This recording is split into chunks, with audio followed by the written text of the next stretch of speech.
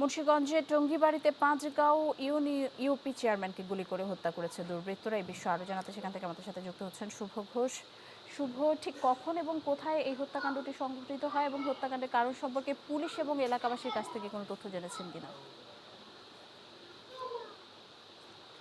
নিশি আসলে এই ঘটনার যারা আই উইটনেস প্রত্যক্ষদর্শী তারা কিন্তু বলছে যে এই ঘটনায় যে ইউপি চেয়ারম্যান সুমন যিনি প্রতিপক্ষের গুলিতে মারা গেছেন তিনি কিন্তু আজকে যে পাঁচগাঁও ইউনিয়ন উচ্চ বিদ্যালয়ের যে ম্যানেজিং কমিটির নির্বাচন ছিল সেই নির্বাচনে কিন্তু তিনি একটি পক্ষকে সমর্থন জানিয়েছিলেন এবং সেই পক্ষটিকে সমর্থন জানানোর কারণে প্রতিপক্ষের নূর মোহাম্মদ নামের এক স্থানীয় আওয়ামী লীগ নেতা কিন্তু তাকে প্রকাশ্যে গুলি করে দেয় এলোপাতাড়ি, এবং এই গুলি কারণে কিন্তু তিনি ঘটনাস্থলেই আসলে অচেতন হয়ে পড়েন। পরে স্থানীয়রা কিন্তু তাকে ঘটনাস্থল থেকে তাৎক্ষণিক উদ্ধার করে